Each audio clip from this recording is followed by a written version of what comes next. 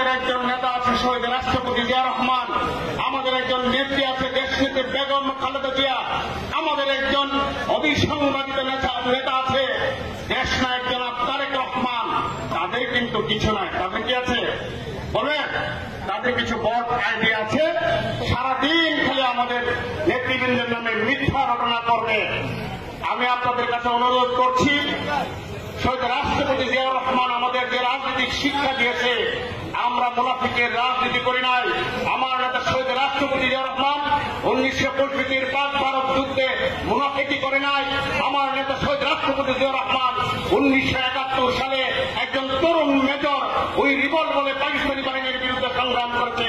আমরা সেই নেতার উত্তরাধিকার। আমাদের কি কোনো বর্ডারের প্রয়োজন আছে? আমরা প্রকাশ্যে সমালোচনা করব। আজকে নতুনদেরকে আমরা স্বাগত জানিয়েছি।